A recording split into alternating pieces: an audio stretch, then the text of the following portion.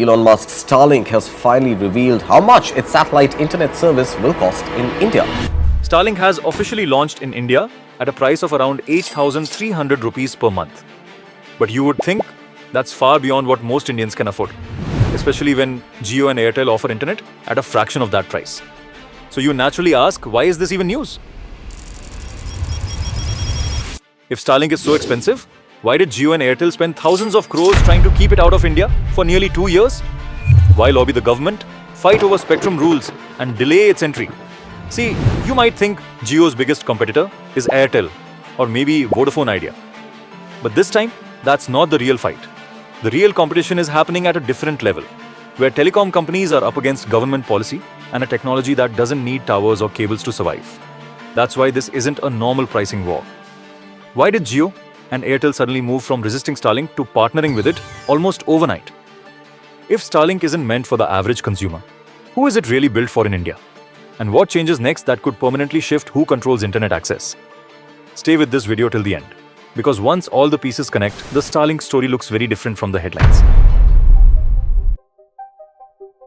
See, when you hear that Starlink has entered India, the first reaction is usually very simple. Okay, one more internet company. So what? We already have Jio, Airtel fiber everywhere. Internet works fine. Why should this matter? That's because for years, internet has worked in only one way. If you want internet, a company digs the ground, lays fiber cables, installs towers, and maintains all of it. If you have no cable, no tower, then no internet. That's the rule we're used to. Now Starlink enters India and quietly breaks that rule. So you naturally ask, how is this even possible? Starlink doesn't use towers or fiber cables. It sends internet directly from space using thousands of satellites orbiting close to the Earth. These satellites are much nearer than traditional satellite systems, which means the signal travels faster and the delay is much lower. In simple terms, that's why Starlink can offer high-speed, low-latency internet from the sky. Now compare this with regular fiber internet. Fiber works well in cities, but the moment you go to mountains, villages, islands, or border areas, it becomes expensive and slow to build. Permissions, terrain, and maintenance make it a nightmare. Starlink doesn't care where you live. Mumbai or Ladakh, the signal comes from the same place. It's a completely different way of connecting India. Why does Starlink even care about India? See, India is not just another market. It is the second largest telecom market in the world, with over 1 billion users and hundreds of millions of people who still don't have reliable internet. For a company like Starlink, this is not a side opportunity.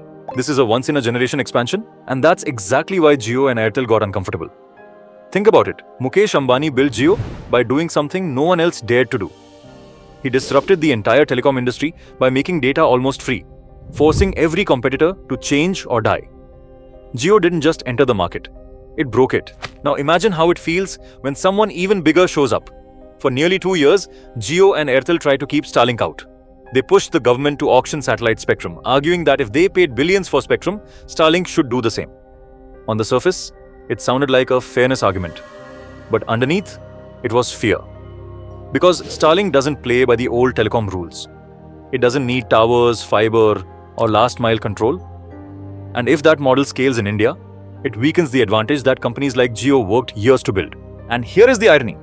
The biggest disruptor in Indian telecom is now facing an even bigger disruptor. And that disruptor is Elon Musk.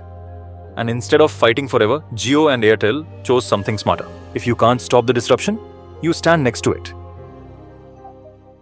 See, this is where things stop being about money and start being about physics. Jio and Airtel can invest more. They can build more towers. They can lay more fiber. And they will. But no matter how smart they get, they're still limited by the ground.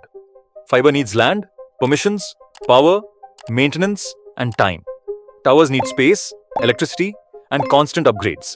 Every new location adds cost and complexity. Starlink doesn't have that problem. Its satellites are already in orbit, moving continuously over the Earth. Once the network is built, adding a new user doesn't require new infrastructure on the ground. The same satellites serve cities, villages, mountains, oceans, and borders. That's the unfair advantage. Even if Jio or Airtel invest billions more, they cannot replicate this model easily. Launching and maintaining thousands of satellites is not an extension of telecom. It is aerospace, manufacturing, and space logistics. In simple terms, Jio and Airtel are trying to optimize a system that depends on geography. Starlink operates above geography. And that's why this isn't a normal competition. It's two very different technologies playing on completely different levels. At this point, you might ask a very simple question. If Starlink is such a threat, why don't Jio and Airtel just compete harder? The answer is because sometimes competition is more expensive than cooperation. See, Jio and Airtel already understand something important. Starlink is not replacing fiber in cities anytime soon. And Starlink also knows it cannot build local distribution, customer support, and regulatory relationships overnight. So instead of fighting a long, uncertain battle, both sides found a middle path. For Jio and Airtel, partnering with Starlink gives them access to satellite internet without building it themselves. They can use Starlink to cover remote areas, enterprise use cases, aviation, shipping, and disaster zones where fiber simply doesn't make sense. For Starlink, these partnerships offer instant scale, thousands of retail points, local logistics, faster adoption, less friction. This is not about friendship or trust. It's about control and timing.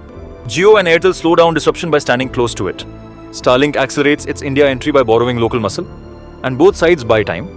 In telecom, sometimes the smartest move is not to win the fight, but to decide when to stop fighting.